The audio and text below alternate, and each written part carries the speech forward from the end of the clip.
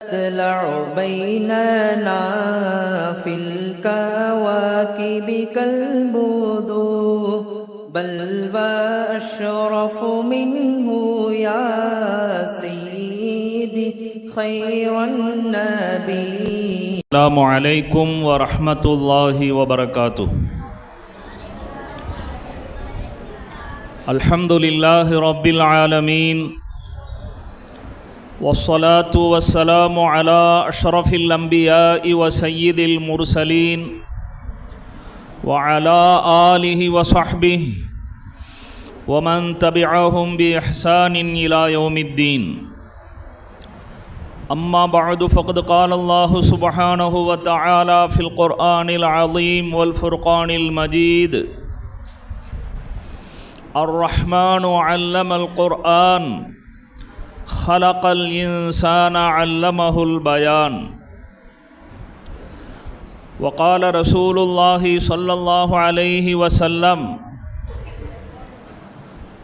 أدبوا أولادكم على ثلاث خصال: حب نبيكم وحب أهل بيته وقراءة القرآن. صدق الله مولانا العظيم وصدق رسوله النبي الكريم. اللهم ألهمنا مراشد أمورنا وأعذنا من شرور أنفسنا ومن سيئات أعمالنا. رب اشرح لي صدري ويسر لي أمري واحلل عقدة من لساني يفقه قولي.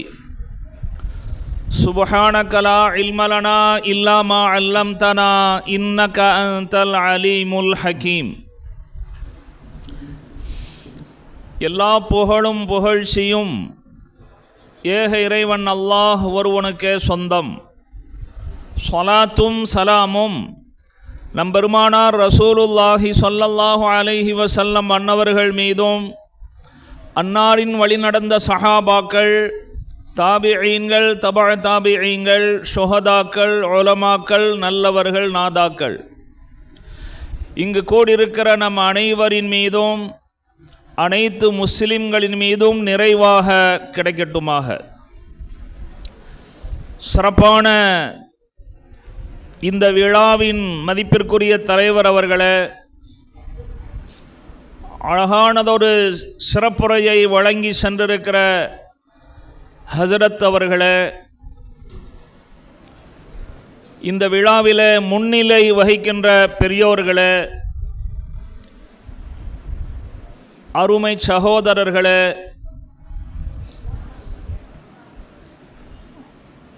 முபல்லிகா, முஅல்லமா, நாசிஹா பட்டங்களை பெற்றிருக்கிற பாசத்துக்குரிய சகோதரிகளே, இந்த விழாவில் பங்கு கொள்ள பெருந்திரளாக வந்திருக்கிற சமுதாய பெரியோர்களே, இளைஞர்களே, சிறார்களே, அன்பு தாய்மார்களே, ஓர் இனிய நிகழ்விலே நாம் பங்கு கொண்டிருக்கிறோம். அல்ஹம்துலில்லாஹ். நம்முடைய இந்த பகுதியில் நடைபெற்று வருகிற நிஸ்வான் மதரசாவின் பட்டமளிப்பு விழா, அதேபோல மக்தபு மாணவர்களின் மதரசாவின் ஆண்டு விழா, இதிலே நாம் பங்கு கொள்ள கிடைத்த வாய்ப்பை நாம் பெரும் பாக்கியமாக கருத வேண்டும்.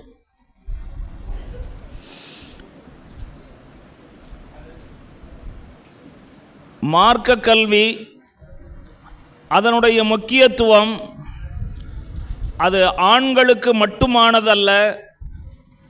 பெண் சமூகமும் மார்க்க கல்வியை கற்றாக வேண்டும், அதிலே அவர்கள் திறமை வாய்ந்தவர்களாக திகழ வேண்டும் என்கிற நல்ல நோக்கத்தில் தமிழகமெங்கும் சிறியது ஊர் பெரிய ஊர் என்று வித்தியாசம் இல்லாமல் எல்லா ஊர்களிலும் பெண்கள் மதரசாக்கள் மிக எழுச்சியோடு நடந்து வருவதை அறிய முடிகிறது. கண்ணியம் நிறைந்த பெரியோர்களே, ஆண்கள் மட்டும் சேர்ந்து பயிலக்கூடிய அரபிக் கல்லூரிகள், மதரசாக்கள், மாணவர்கள் பற்றாக்குறையால் அது பல நிறுவனங்கள், பல கல்வி நிறுவனங்கள், மதரசாக்கள் திண்டாடுவதை பார்க்கிறோம். அப்படி இருக்கிற போது எங்கெல்லாம் பெண்கள் மதரசாக்கள் என்று துவக்கப்பட்டதோ எல்லா இடங்களிலேயும் மிக சிறப்பான முறையில் பெண்கள், வயதுக்கு வந்த பெண்கள், வயதான பெண்கள் என்று எல்லோரும் கல்வி கற்பதிலே ஆர்வமாக தங்களை இணைத்து கொண்டு பெருமளவில் பட்டங்களை பெறக்கூடிய நிகழ்வுகளை நாம் பார்க்க முடிகிறது. இதுவும் கூட பெண்களிடத்தில் இத்தகைய ஒரு ஆர்வமும் இத்தகைய ஒரு எழுச்சியும் வந்திருப்பதும் கூட ஆண்கள் மட்டும் பயிலக்கூடிய மதரசாக்களையும் காலப்போக்கில் மாணவர்களால் நிரப்பிவிடும் என்கிற ஒரு நல்ல ஆதரவை தருவதாக அமைந்திருக்கிறது. ஏனென்று சொன்னால், பட்டம் பெற்று செல்லக்கூடிய இந்த ஆலிமாக்கள் குர்ஆன் சார்ந்த கல்வியினுடைய மகிமை என்ன என்பதை புரிந்தவர்கள்.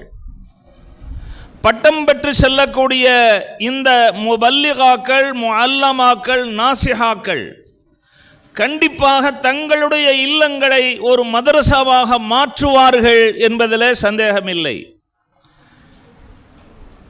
இங்கு பயின்ற காலகட்டத்தில் குர்ஆன் சார்ந்த அந்த கல்வி அறிவு அதுதான் என் வாழ்க்கையில் கிடைக்கின்ற மகத்தான செல்வம் என்ற கருத்து அவர்கள் மனதிலே ஆழமாக பதிந்திருக்க வேண்டும். நான் பெற்ற இந்த பாக்கியம் என்னுடைய சந்ததிகளும் பெற வேண்டும் என்ற ஆசை அந்த தாய்மார்களிடத்தில் வெளிப்பட வேண்டும், வெளிப்பட்டிருக்கும். அதனால் தன்னுடைய பிள்ளைகளை, தன்னுடைய உடன்பிறப்புகளை, தன்னுடைய குடும்பத்து உறுப்பினர்களை, ஆண்களாக இருந்தாலும் பெண்களாக இருந்தாலும் அவர்களை மார்க்க கல்வியிலே மிக சிறந்தவர்களாக உருவாக்க வேண்டும் என்கிற ஆசை அவர்களுக்கு வரும். அதன் மூலமாக அவர்கள் தங்களுடைய பிள்ளைகளையோ, தங்களுடைய உடன்பிறப்புகளையோ அல்லது தன்னுடைய உறவினர்களின் பிள்ளைகளையோ மதரசாக்களுக்கு ஆர்வப்படுத்தி அனுப்புவார்கள் என்கிற ஒரு எதிர்பார்ப்பு நிஸ்வான் மதரசாக்கள், பெண்கள் மதரசாக்கள் எழுச்சி பெறுவதன் மூலமாக நமக்கு ஒரு நம்பிக்கை பிறக்கிறது. கண்ணியம் நிறைந்த பெரியோர்களே, பெண்களிடத்திலே கல்வி அறிவு அது கண்டிப்பாக ஏற்பட வேண்டும். கல்வி அறிவிலே அவர்கள் உயர்ந்து விளங்க வேண்டும் என்கிற தேவை ஏன் என்று சொன்னால், அவர்கள் தாங்கள் கற்று தாங்கள் புரிந்திருக்கிற விஷயத்தை தாங்கள் மட்டும் கடைபிடிப்பதோடு நிறுத்த மாட்டார்கள். பெண்களை பொறுத்தவரை அதை மற்றவர்களுக்கும் கடத்தக்கூடிய பண்பு இயல்பாகவே இருக்கிறது. ஆண்களோடு ஒப்பிட்டு பார்க்கையில் பெண்களிடத்தில் அது அதிகமாக இருக்கிறது. அதனால் ஒரு பெண் ஒரு குடும்பத்தில் சீர்பெற்று விட்டால் அதன் மூலமாக அந்த குடும்பமே சீர்பெறும் என்பது வரலாற்று நிகழ்வுகளாக இருக்கிறது. ஒரு குடும்பத்தில் மார்க்கத்துக்கு முரணான செயல்பாடுகளும் நடவடிக்கைகளும் நடந்து வருகிறது என்று சொன்னால், அங்கே கற்றறிந்த ஆலிம்கள், மார்க்க விவரம் உள்ள ஆண்கள் எவ்வளவோ பேர் இருந்தாலும் கூட பெண்கள் கூடி ஒரு முடிவெடுத்து விட்டால், தலைகீழாக நின்றாலும் கூட சில அனாச்சாரங்களை, சில மார்க்கத்துக்கு முரணான, மார்க்கத்திற்கு சம்பந்தமில்லாத சம்பிரதாயங்களை நம்மால் தடுக்க முடிவதில்லை, தவிர்க்க முடிவதில்லை. ஏனென்றால் பெண்கள் அதில் பிடிவாதமாக இருப்பார்கள். ஏதாவது ஒரு சுபகாரியம் என்று சொன்னால் அந்த சுபகாரியத்தை ஒட்டி நடைபெறுகிற சடங்குகள், சம்பிரதாயங்கள் அது அவர்கள் மனதிலே நன்றாக வேரூன்றி போயிருக்கிறது. இதுதான் அசல் என்பது போல அவர்கள் மனதிலே அது பதிந்து போய் விடுகிறது. அதை இறுக்கமாக பிடித்து கொள்வதையும், அது பற்றிய விவரங்களை ஆண்கள் எவ்வளவு எடுத்து சொன்னாலும் அதற்கு சற்றும் அவர்கள் செவி சாய்ப்பதில்லை. இதற்கு மாறாக பெண்களே மார்க்கத்தில் தெளிவுள்ளவர்களாக, இதுதான் ஷரீஅத், இதுதான் சுன்னத், இதுதான் மார்க்கம் அனுமதித்த வழிமுறை என்பதை புரிந்து கொள்கிற போது அவர்களே முன்னின்று அந்த காரியங்களை எல்லாம் சன்னஞ்சன்னமாக கைவிடுவார்கள். அது பெண் சமூகத்திலே பல நல்ல மாற்றங்களை உருவாக்குவதற்கு காரணமாக அமைகிறது என்று பார்க்கிறோம். கண்ணியம் நிறைந்த பெரியவர்களே, ஹஸரத் ஹசன் பஸரி ரஹ்மத்துல்லாஹி அலைஹி அவர்கள் ஒரு நிகழ்வை சுட்டி காட்டுவார்கள். ஒரு குடும்பத்தில் கணவனுக்கும் மனைவிக்கும் மனஸ்தாபம் ஏற்பட்டு 2 பேரும் பிரிந்து வாழக்கூடிய ஒரு சூழ்நிலை உருவாகிறது. பிள்ளை யாருடைய வளர்ப்பிலே வளர வேண்டும், யாருடைய பராமரிப்பிலே வளர வேண்டும் என்பது பற்றி ஒரு பஞ்சாயத்து. அந்த காலத்தில் வாழ்ந்த காலியிடத்திலே சென்று அது பற்றி புகார் சொன்னபோது, பஞ்சாயத்துக்காக சென்றபோது, பிள்ளை கொஞ்சம் விபரமானவனாக இருக்கிறான், அவனிடத்தில் யாரோடு சேர்ந்து வாழ்வது விருப்பம், நீ யாருடைய பராமரிப்பில் இருப்பதை விரும்புகிறாய் என்று கேட்கலாம் என்று சொல்லி பிள்ளையிடத்தில் கேட்டதற்கு அந்த பிள்ளை சொன்னதாம், நான் அத்தாவோடு சேர்ந்திருக்கிறேன் என்று.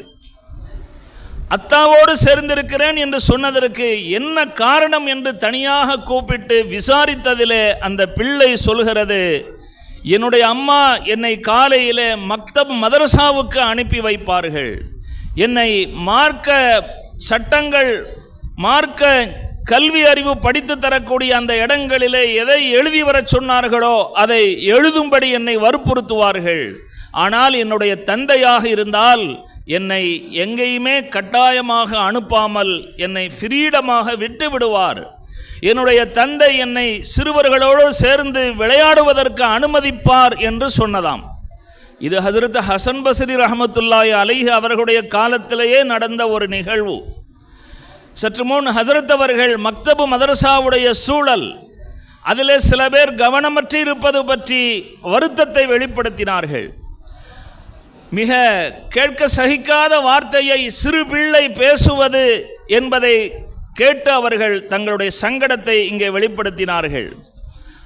கண்ணியம் நிறைந்த பெரியோர்களே, சிறு பிள்ளைகள் கெட்ட வார்த்தை பேசுவதில்லை, கேட்ட வார்த்தையை பேசுகின்றனர் என்று சொல்வார்கள். உண்மைதான். அவர்கள் யாரோடு சேர்கிறார்கள்? ஒன்று, வீட்டிலேயே மிக மோசமான தாய் தந்தையர்களுடைய பிள்ளைகளாக இருந்தால் வீட்டில் தாயும் தந்தையும் அல்லது தன்னுடைய மூத்த உடன்பிறப்புகளும் பேசிக்கொள்ளக்கூடிய மிக மோசமான வார்த்தைகளை கேட்டு கேட்டு அதன் வாயிலாக அவர்கள் பிரதிபலிப்பார்கள். இது பிள்ளைகளுடைய இயல்பு. பொதுவாக பிள்ளைகள் பெரியவர்களிடம் நடக்கக்கூடிய நடவடிக்கைகளையும் பெரியவர்கள் பேசக்கூடிய பேச்சுக்களையும் அப்படியே உள்வாங்கி அதை பிரதிபலிக்கக்கூடிய இயல்பு கொண்டவர்கள் என்பதை ஹஸரத் ரசூலுல்லாஹி ஸல்லல்லாஹு அலைஹி வஸல்லம் அவர்களே குறிப்பிட்டிருக்கிறார்கள். ஒரு ஹதீஸிலே வருகிறது, உங்களுடைய பிள்ளைகளுக்கு மத்தியிலே நீங்கள் பாரபட்சம் காட்டாமல் நடந்து கொள்ள வேண்டும். இது ஒரு கருத்து. பிள்ளைகளுக்கு மத்தியிலே பாரபட்சம் காட்டாமல் நடந்து கொள்ள வேண்டும் என்பதை சொல்ல வருகிற ரசூலுல்லாஹி ஸல்லல்லாஹு அலைஹி வஸல்லம் அவர்கள் கூடவே சேர்த்து என்ன சொல்லுகிறார்கள் என்றால், நீங்கள் பிள்ளைகளிடம் இருந்து உபகாரத்தை எப்படி பாரபட்சம் இல்லாமல் எதிர்பார்ப்பீர்களோ அதுபோன்று என்று குறிப்பிடுகிறார்கள். அப்படின்னா என்ன? பிள்ளைகள் எல்லாரும், எனக்கு ஒரு 4 பிள்ளைங்க இருக்கிறாங்க, எல்லாருமே என்னிடத்தில் அன்பாக, எல்லோரும் என்னை நல்ல முறையிலே கவனித்துக் கொள்ள வேண்டும், எல்லோரும் எனக்கு செலவுக்கு காசு தருபவர்களாக இருக்க வேண்டும் என்று நமக்கு எதிர்பார்ப்பு இருக்கும் என்றால், அதுபோலவே நீங்கள் உங்களுடைய பிள்ளைகளை சிறு வயதுடையவர்களாக இருக்கிற போது 4 பேரையும் ஒருவரை விட ஒருவரை உயர்த்தி பேசாமல், ஒருவரை விட ஒருவரின் மீது அதிக அன்பை வெளிப்படுத்தாமல் நீங்கள் பாரபட்சம் காட்டாமல் நடக்க வேண்டும் என்று சொல்கிறார்கள். இதன் மூலமாக ரசூலுல்லாஹி ஸல்லல்லாஹு அலைஹி வஸல்லம் அவர்கள் நேரடியாக சொல்ல வருகிற கருத்து ஒன்று இருக்கிறது, மறைமுகமாக சொல்கின்ற இன்னொரு கருத்து இருக்கிறது. நேரடியாக சொல்ல வருகின்ற கருத்து என்னவென்றால், உங்கள் பிள்ளைகள் எல்லோரையும் சமமாக நடத்துங்கள் என்பது. மறைமுகமாக சொல்ல வருகிற கருத்து என்னவென்றால், பாரபட்சமாக நீங்கள் நடந்தால் அது அவர்களுடைய மனதிலே பதியும். அது அவர்கள் வளர்ந்த பிறகு உங்களிடத்திலே அதை வெளிப்படுத்துவார்கள். சிறுபிள்ளையிலே நம்முடைய அத்தா நம்மை இப்படியெல்லாம் நம்மை பாரபட்சமாக நடத்தினார் அல்லவா என்ற அந்த வெறுப்பை அவர்கள் நாம் வயோதிகராக ஆகிற போது வெளிப்படுத்துவார்கள் என்று ஹஜ்ரத் ரசூலுல்லாஹி ஸல்லல்லாஹு அலைஹி வஸல்லம் அவர்கள் கூறுகிறார்கள். இது வெறும் அன்பை வெளிப்படுத்துவது தொடர்பான விஷயமாக மட்டுமல்ல, சிறுபிராயம் என்பது பெற்றோர்களாகிய நாம் அவர்களோடு எப்படி நடந்து கொள்கிறோம் என்பதை அப்படியே உள்வாங்கி பிரதிபலிக்கும் இயல்பு உள்ளவர்கள் என்ற விஷயத்தை ரசூலுல்லாஹி ஸல்லல்லாஹு அலைஹி வஸல்லம் அவர்கள் இதன் மூலமாக நமக்கு சொல்லி காட்டுகிறார்கள். கண்ணியம் நிறைந்த பெரியவர்களே, ஹஜ்ரத் ரசூலுல்லாஹி ஸல்லல்லாஹு அலைஹி வஸல்லம் அவர்கள் சொல்லுவார்கள், அவுலாதக்கும், உங்களுடைய பிள்ளைகளை நீங்கள் பண்படுத்துங்கள், அலா சலாசி ஹிசாலின், 3 பண்புகளின் மீது அவர்களை நீங்கள் பக்குவப்படுத்துங்கள் என்று சொல்கிறார்கள். நிறைய நற்குணங்கள் இருக்கிறது, ஆனால் 3 பண்புகளை கட்டாயம் உங்களுடைய பிள்ளைகளுக்கு நீங்கள் கற்றுத்தந்தே ஆக வேண்டும். அந்த பண்புகளின் மீது அவர்களை பக்குவமாக வளர்த்திட வேண்டும். அதில் முதலாவது ஹுப்பி நபியுக்கும், உங்களுடைய நபியின் மீது உள்ள பிரியத்தை அவர்களுக்கு பக்குவப்படுத்துங்கள், பக்குவமாக சொல்லித்தாருங்கள்.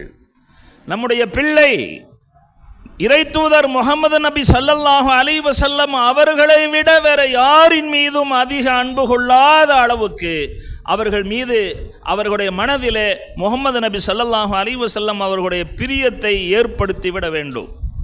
அந்நபியு அவுலா பில் முஃமினீன மின் அன்ஃபுஸிஹிம், முஃமின்களுக்கு தங்கள் உயிரை விடவும் மேலானவர்களாக ரசூலுல்லாஹி ஸல்லல்லாஹு அலைஹி வஸல்லம் அவர்கள் இருக்கிறார்கள் என்று குர்ஆன் சொல்கிறது.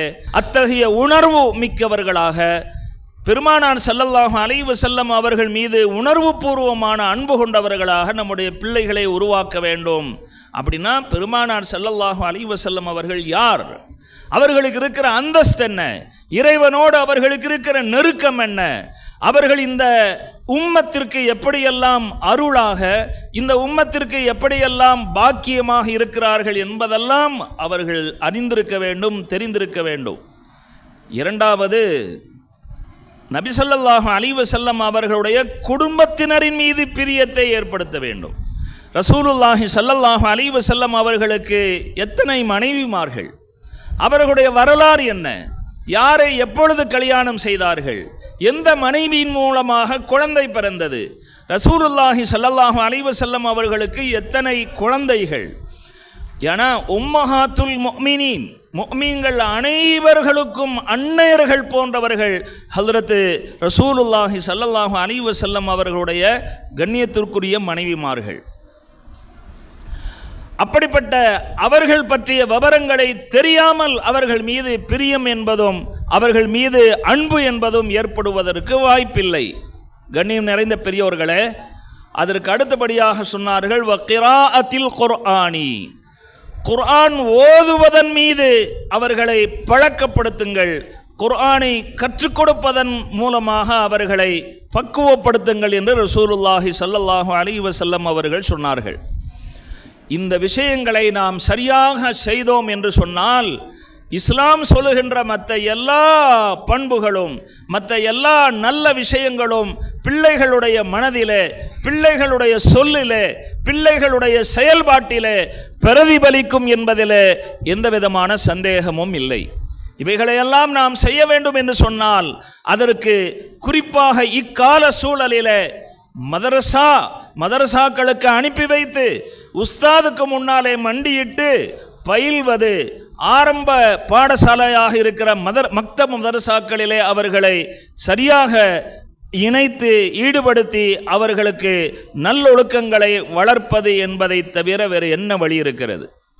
அதேபோல நம்முடைய பெண் பிள்ளைகளை நிஸ்வான் மதரசாக்கள் என்கிற இந்த அமைப்பிலே அவர்களை அனுப்பி வைத்து அவர்களுக்கு மார்க்கம் சார்ந்த போதனைகளை, மார்க்கத்தினுடைய அடிப்படை விஷயங்களை, ஃபிக்ஹ் சட்டங்களை, குர்ஆனுடைய மகிமைகளை, அதனுடைய ஓரளவான விளக்கங்களை அவர்களுக்கு போதிப்பது என்பது அவ்வாறு போதிப்பதன் மூலமாக அவர்கள் பண்படுவார்கள் என்பது மட்டுமல்ல, நான் ஆரம்பத்தில் குறிப்பிட்டது போல ஒரு குடும்பத்திலே ஒரு பெண் பற்றுதலுள்ள பெண்ணாக, மார்க்கப்பற்றுள்ள பெண்ணாக உருவாகிவிட்டால் அவர்களின் வாயிலாக அந்த குடும்பத்தின் பெரும்பகுதி அல்லது அந்த குடும்பம் முழுக்க மார்க்கப்பற்றுதல் உள்ளவர்களாக மாற்றும் சக்தி பெண்களுக்கு உண்டு என்பதை பார்க்கிறோம்.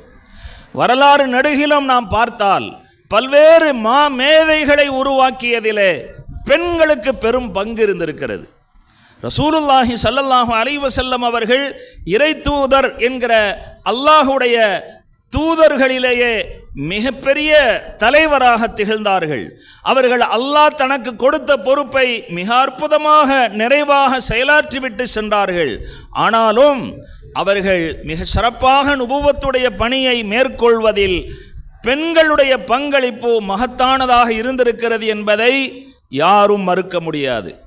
ஹஜ்ரத் ஹதீஜா ரலியல்லாஹு அன்ஹா முதலாக ரசூலுல்லாஹி ஸல்லல்லாஹு அலைஹி வஸல்லம் அவர்கள் நுபுவத்துடைய ஞானத்தை, வஹீனுடைய அனுபவத்தை பெற்று ஒரு விதமான பதற்றத்துடன் வீடு திரும்பிய போது, நீங்கள் எதற்கும் பதற்றப்படாதீர்கள் என்று அவர்களுக்கு ஆறுதல் சொல்லி தேற்றியவர்கள் ஹஜ்ரத் ஹதீஜா ரலியல்லாஹு அன்ஹா. அதோடு அவர்கள் நிற்கவில்லை. தன்னுடைய கணவனுக்கு நேர்ந்தது என்ன என்பது பற்றி தெரிந்து கொள்வதற்காக அடுத்த நடவடிக்கையில் இறங்கினார்கள். வரக்கத் இப்னு நௌஃபல் என்கிற முற்கால வேத அறிஞர் ஒருவரிடத்தில் அழைத்து சென்று ரசூலுல்லாஹி ஸல்லல்லாஹு அலைஹி வஸல்லம் அவர்களுக்கு நடந்த அனுபவத்தை பற்றி விவரித்து சொல்லி என்ன என்பதை பற்றி விவரம் கேட்கிற போதுதான் மூசா நபியிடத்திலே வந்த அதே ஜிப்ரீல் தான் முகமது நபி இவர்களிடத்திலே வந்திருக்கிறார்கள் என்று சொன்ன பிறகு அவர்களுக்கு அது ஒரு ஆறுதலாக, அவர்களுக்கு இருந்த பதற்றத்திலிருந்து அவர்களை தேற்றுவதாக அமைந்தது. பின்னொரு நாளில் இது ஏதோ வரலாற்று நிகழ்வு, ஒரு குறிப்பிலிருந்து நாம சொல்லுகிறோம் என்பதல்ல. ரசூலுல்லாஹி ஸல்லல்லாஹு அலைஹி வஸல்லம் அவங்க ஹதீஜா ரலியல்லாஹு அன்ஹா அவர்களுடைய வஃபாத்துக்கு பிறகு மக்காவிலிருந்து மதீனாவுக்கு ஹிஜ்ரத் செய்து சென்றதற்கு பிறகும் அடிக்கடி ஹஜ்ரத் ஹதீஜா ரலியல்லாஹு அன்ஹா அவர்களை ஞாபகப்படுத்தி பேசிக்கொண்டே இருப்பார்களாம்.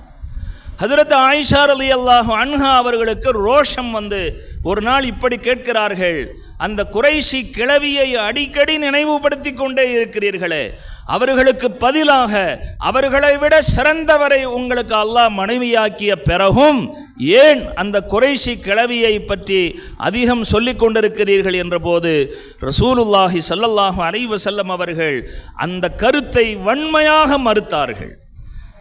மா அப்தலனி அல்லாஹு ஹைரம் மின்ஹா, ஹதீஜாவை விட சிறந்த மனைவியை அல்லாஹ் எனக்கு இதுவரையிலும் தரவே இல்லை, உன்னுடைய எண்ணத்தை நீ மாற்றிக்கொள் என்று சொல்லிவிட்டு கது ஆமனத் பி இது கஃபரன் பி அன்னாஸ், மக்களெல்லாம் என்னை நிராகரித்த போது என்னை ஈமான் கொண்டவர் ஹஜ்ரத் ஹதீஜா ரலியல்லாஹு அன்ஹா.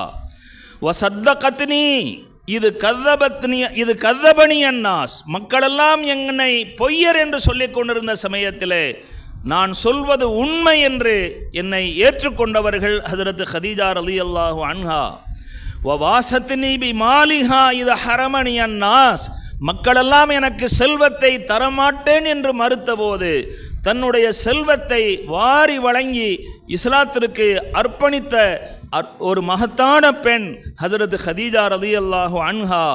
வரஸகனில்லாஹு வலதஹா இது ஹரமனி அவுலாத் அன்னிசா, மற்ற மனைவிமார்கள் மூலமாக எனக்கு பிள்ளை பேறு இல்லை என்று அல்லாஹ் தீர்மானித்திருக்கும் வேளையில் ஹதீஜா ரலியல்லாஹு அன்ஹா அவர்கள் மூலமாகத்தான் எனக்கு பிள்ளை பேறுகளை, குழந்தை பாக்கியங்களை தந்தான். இப்படி இருக்கிற போது இத்துணை சிறப்பம்சம் கொண்ட ஹதீஜா அம்மையாரை விட சிறந்த மனைவியை அல்லாஹ் எனக்கு தந்துவிட்டான் என்று எப்படி நீங்கள் சொல்ல முடியும் என்றார்கள். இதன் மூலம் ஹஜ்ரத் ஹதீஜா ரலியல்லாஹு அன்ஹா அவர்கள் தங்களுடைய செல்வத்தை வாரி வழங்கி இஸ்லாத்திற்கு, இஸ்லாத்தினுடைய உயர்வுக்கும் இஸ்லாம் பரவுவதற்கும் ஒத்துழைப்பாக இருந்தார்கள் என்பதை இதன் மூலமாக நாம் புரிந்து கொள்கிறோம்.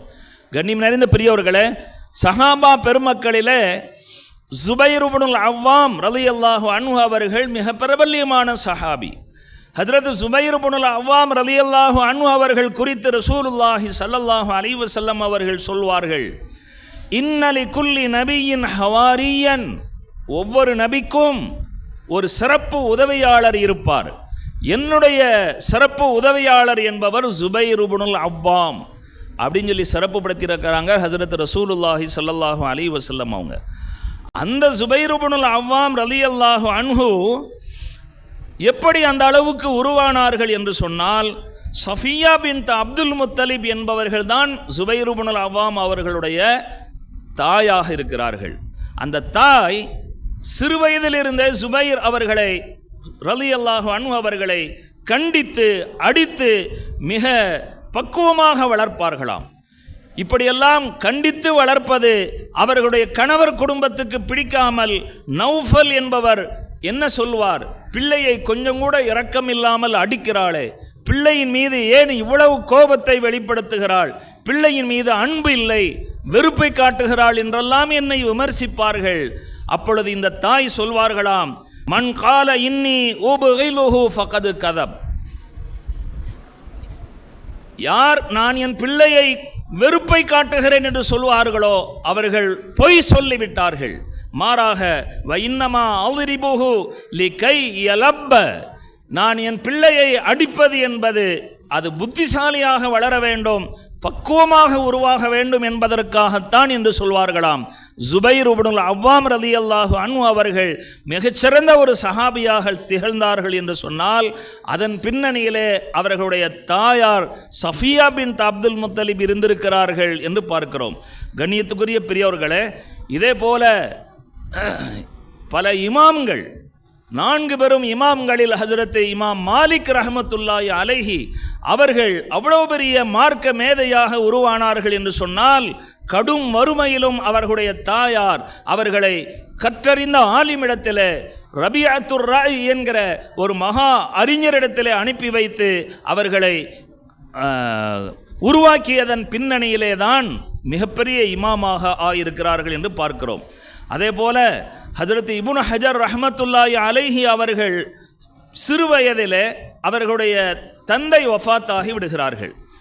அதே போல அவர்களுடைய தாயும் இறந்து போகிறார்கள். ஆனால் அவர்களுடைய சகோதரி தான் ஹஜ்ரத் இப்னு ஹஜர் ரஹ்மத்துல்லாஹி அலைஹி அவர்களை சிறு பிராயத்திலே பராமரித்து அவர்களை பக்குவப்படுத்தி அவர்களை வளர்த்தார்கள் என்று பார்க்கிறோம். அவ்வாறு வளர்த்த தன்னுடைய சகோதரி அக்காவை குறித்து ஹஜ்ரத் இப்னு ஹஜர் ரஹ்மத்துல்லாஹி அலைஹி அவர்கள் சொல்வார்கள், வகானத் பி பர்ரத்தன் ரஃபீகத்தன் முஹ்சினத்தன், என்னுடைய அக்கா என்னுடைய சகோதரி எனக்கு ரொம்ப நன்மை செய்பவர்களாக இருந்தார்கள், என்னிடத்தில் மென்மையாக பேசுபவர்களாக நடப்பவர்களாக இருந்தார்கள், எனக்கு மிகப்பெரிய உபகாரத்தை செய்திருக்கிறார்கள். வஹிய உம்மி பஅத உம்மி, என்னை பெற்றெடுத்த உண்மை தாய்க்கு அடுத்தபடியாக என்னுடைய வளர்ப்பு தாயாக என்னுடைய சகோதரி அமைந்தாள் என்று ஹஜ்ரத் இப்னு ஹஜர் ரஹ்மத்துல்லாஹி அலைஹி அவர்கள் சொல்கிறார்கள். ஹஜ்ரத் சுஃபியானே சௌரி ரஹ்மத்துல்லாஹி அலைஹி அவர்களை பற்றி நாம் கேள்விப்பட்டிருப்போம். மாபெரும் முஹத்திஸாக இந்த உலகத்திலே அவர்கள் அறியப்படுகிறார்கள் என்று சொன்னால், அவர்கள் வறுமையிலும் கூட அந்த பிள்ளையை எங்கேயாவது வேலைக்கு அனுப்பி அல்லது வியாபாரத்துக்கு அனுப்பி காசு பணம் சம்பாதிக்கலாம் என்று நினைக்காமல் வறுமையை தாங்கிக் கொண்டு மதரசாவுக்கு அனுப்பி வைத்ததன் விளைவாக மாபெரும் முஹத்திஸாக ஹஜ்ரத் சுஃபியான் அஸ்-சௌரி ரஹ்மத்துல்லாஹி அலைஹி அவர்கள் திகழ்ந்திருக்கிறார்கள் என்று பார்க்கிறோம். கண்ணியத்துக்குரிய தாய்மார்கள், கண்டிப்பாக இந்த மஜ்லிஸிலிருந்து விடைபெற்று செல்கிற போது ஒவ்வொருவரும் நியத் வைக்க வேண்டும். நம்முடைய பெண் பிள்ளைகளை ஓரளவு தேவையான படிப்புகளை படித்ததற்கு பிறகு நம்முடைய உயிரை விட மேலான நம்முடைய ஷரியத் அதை பின்பற்றுவது, அதை பாதுகாப்பது, அந்த வழியிலே நம்முடைய பிள்ளைகளை வாழச் செய்வது என்பதை விட உயர்ந்த செல்வம் எதுவுமே கிடையாது. ஹஜ்ரத் ரசூலுல்லாஹி ஸல்லல்லாஹு அலைஹி வஸல்லம் அவர்கள் சொன்னது போல, தாய் தந்தையர் தன்னுடைய பிள்ளைக்கு நல்லொழுக்கத்தை விட வேறு செல்வத்தை தந்து விடவே முடியாது என்று சொல்கிறார்கள். மா நஹல வாலிதுன் வலதஹு மின் நஹலின் அஃலல மின் அதபின் ஹசனின், நல்லொழுக்கம்தான் நாம் பிள்ளைகளுக்கு விட்டு செல்கிற மிகப்பெரிய செல்வம். மிகப்பெரிய கோடீஸ்வரராக விட்டு சென்றும் கூட மார்க்க அறிவு இல்லை, பக்குவமாக வளர்க்கவில்லை என்று சொன்னால் அந்த பிள்ளைகளால் இறந்து போன நமக்கு எந்த பிரயோஜனமும் இல்லை. ஏனென்றால் அவர்கள் நம்மை நினைத்து பார்த்து நமக்காக துஆ செய்ய மாட்டார்கள். நாம் எவ்வளவு செல்வங்களை வேண்டுமானாலும் தரலாம், அதில் ஒன்றும் தடையில்லை. எல்லாவற்றுக்கும் மேலாக மார்க்கத்தை பற்றிய சரியான புரிதல் உள்ளவர்களாக அவர்களை நாம் விட்டு சென்றால்தான் மற்ற எல்லா செல்வங்களும் அவர்களுக்கும் நமக்கும் பலன் தரக்கூடியதாக பயனளிக்கக்கூடியதாக அமையும் என்பதிலே சந்தேகமில்லை.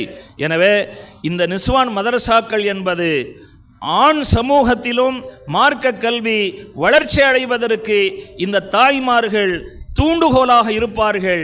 பெண்கள் சமூகத்திலும் இந்த மார்க்க கல்வி பரவுவதற்கு அல்லாஹு தாலா இந்த மதரசாவை, இந்த முபல்லிகாக்களை அல்லாஹ் காரணமாக ஆக்கி அருள வேண்டும் என்று இந்த நல்ல நேரத்திலே துஆ செய்கிறேன்.